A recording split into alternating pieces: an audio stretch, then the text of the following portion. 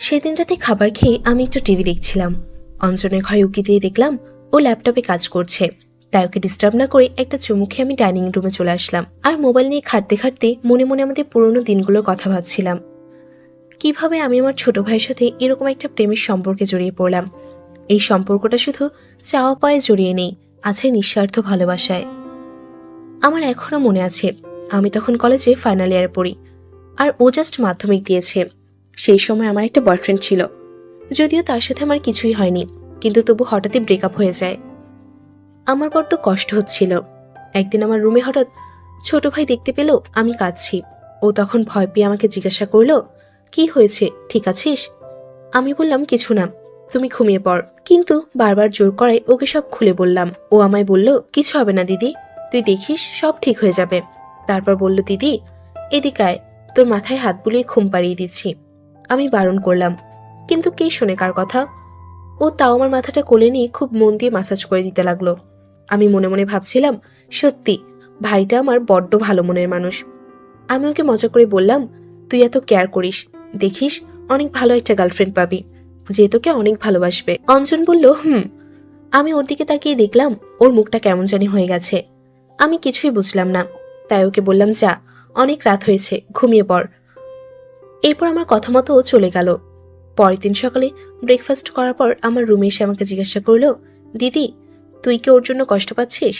আমি বললাম, তাই একটু পাচ্ছি, তবে ভালোই হয়েছে, বেশ কিছু হারাবার আগেই সম্পর্ক শেষ হয়ে গেছে। তারপর ওর সাথে অনেকক্ষণ গল্প করলাম। ওকে বললাম, বিকেলে শপিং এ যাবি? সে তো তখন আনন্দ সহকারে বলল, যেতে পারি, যদি তুই ট্রিট দিস। আমি হেসে বললাম, এই ছেলেটা এত খায়, তাও দেখো একটুও মোটা হয় না। ও আমার কথা শুনে আমাকে ভেঙাতে লাগলো।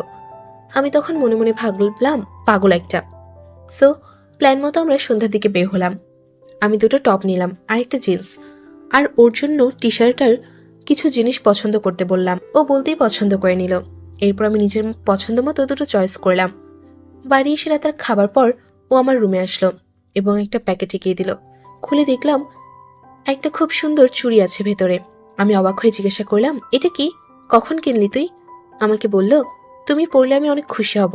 আমি অবাক হলে মনে মনে বেশ খুশি হলাম। এই বেশ কিছুদিন পর একদিন আমার খুব জ্বর আসলো। রাতে অনেক কষ্ট হচ্ছিল, তাই বাধ্য হয়ে আমি ওকে বললাম, ভাই যদি জেগে থাকিস তো আমার রুমে এসে একটু জল দিয়ে যা প্লিজ। একটু পরে ও আমার রুমে এসে আমার অবস্থা দেখে ভয় পেয়ে গেল। তারপর সারা রাত আমার মাথায় জলপট্টি দিয়ে দিল।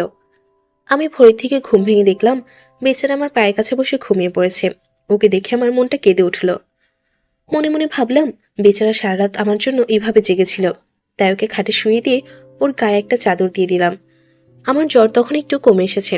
তারপর সকালে উঠে সারাদিন আমার খোঁজ খবর নিতে থাকলো। ও এমনিতে আমার কেয়ার করতো আগে থেকেই, বাট এবার যেন একটু বেশি মনে হচ্ছিল ব্যাপারগুলো, যেন একটা পজিটিভ ব্যাপার ছিল ওর মধ্যে। যাই হোক, আমি কিছু বললাম না, ভাবলাম হয়তো আমাকে নিয়ে বেশি চিন্তা করছে। এভাবেই সব চলতে থাকলো। জাস্ট একটা জিনিস লক্ষ্য করলাম, ওর আমার প্রতি কেয়ার জিনিসটা অনেকটা বেড়ে গেছে। মাঝে মাঝে মনে হচ্ছিল ও আমার গার্জিয়ান। জিনিসটা আমার একটু ভালো লাগলো, একটু আজবও লাগছিল। কোনো বয়ফ্রেন্ড তার গার্লফ্রেন্ডকে শাসন করছে এমন লাগছিল আমার কাছে। এই বেশ কিছুদিন পর একদিন রাতে আমি বাথরুমে যাওয়ার সময় দেখতে পেলাম ওর রুম থেকে কেমন যেন একটা আওয়াজ আসছে। এরপর ওকে ডেকে কোনো উত্তর পেলাম না। ওর রুমে ঢুকে দেখলাম ওর খুব বাজেভাবে জ্বর এসেছে। আমি ওর কাছে গিয়ে মাথার কাছে বসলাম। তখনও বলল, দিদি প্লিজ এভাবে আমায় ছেড়ে যাস না, আমি তোকে ছাড়া থাকতে পারবো না, তুই কেন বুঝিস না? কথাগুলো শুনে আমি বেশ অবাক হলাম, বাট এরপর যেটা বলল শুনে আমার মাথা ঘুরে গেল।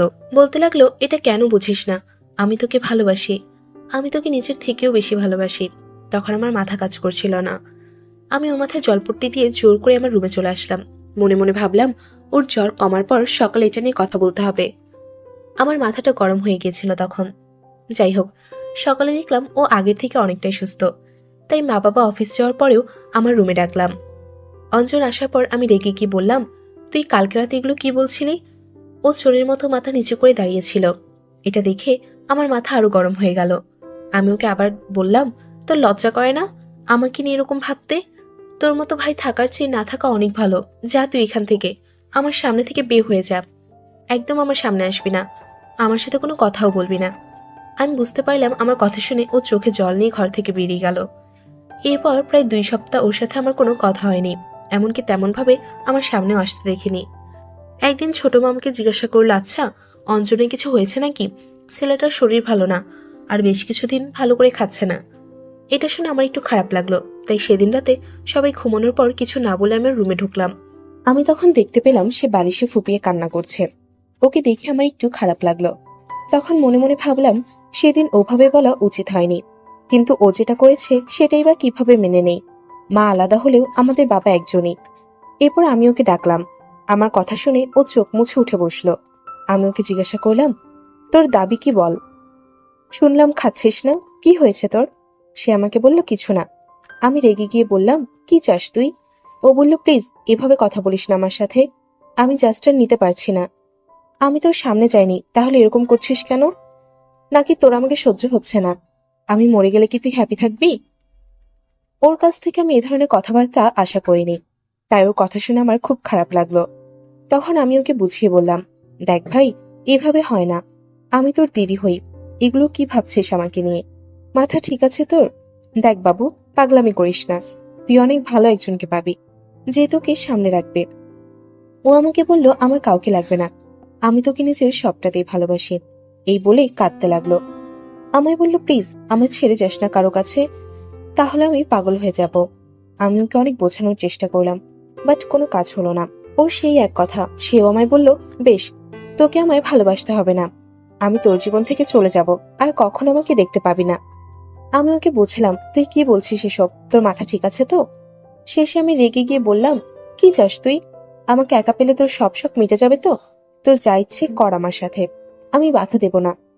আর চাপ নিস না, আমি এখনো কারোর সাথে লাগাইনি, তোর জন্য ভালোই হবে। আমি আগে কাঁপতে কাঁপতে ওকে সব বললাম।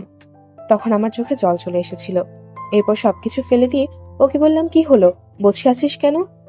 চুপ করে করবি তো, কর, যা ইচ্ছে কর। আমার কথা শুনে ও একটা চাদর নিয়ে আমাকে ঢেকে দিল। তারপর হঠাৎ আমায় জড়িয়ে ধরে কাঁদতে লাগলো। আমায় বলল, দেখ, আমার তো এগুলো নিয়ে কিছু আসে যায় না, আমার সাথে কেমন এমন করছিস? আমি তোকে মন থেকে ভালোবাসি, আমি তোর কোলে মাথা রেখে ঘুমোতে চাই, আমি তোর কাঁধে মাথা রেখে আকাশ দেখতে চাই, আমি তোর হাত ধরে গঙ্গার ধারে হাঁটতে চাই। কোন নতুন প্রেমিক প্রেমিকার মতো তুই শুধু তোর হাতটা ধরতে দিস। আমি ওর কথা শুনে জাস্ট অবাক হয়ে গেলাম। ওর ম্যাচিউরিটি দেখে হঠাৎ কি হলো আমি নিজেও জানি না। আমি ওকে ধরে আদর করতে লাগলাম। আমার এই হঠাৎ আক্রমণে অনেকক্ষণ পর আমি নিজেকে সরিয়ে ওর দিকে তাকালাম। আমি দেখলাম ও ফ্যাল করে আমার দিকে চেয়ে রয়েছে। ও এখনো বুঝতে পারছে না কি হলো বা কি হচ্ছে। ওর এই অবস্থা দেখে আমি রীতিমতো হেসে ফেললাম। তারপর আমি ওকে সবকিছু বুঝিয়ে দিলাম, কারণ তখন আমার অবস্থাও খারাপ হয়েছে। তখন আমার কথা মতো কাজ করতে লাগলো। প্রায় 30 মিনিট ধরে টানা খেলে গেল। আমার খুব ভালো লাগলো। আমি বুঝতে পারলাম ও শুধু আমাকে মন থেকে ভালোবাসবে না, আমাকে ভালো লাগাতেও পারবে। সেদিনের পর থেকে আমাদের নিয়মিত খেলাধুলা শুরু করলাম। বন্ধুরা, আজকে গল্পটি কেমন লাগলো কমেন্ট করে জানাও। আসি বন্ধুরা, টাটা, বাই বাই।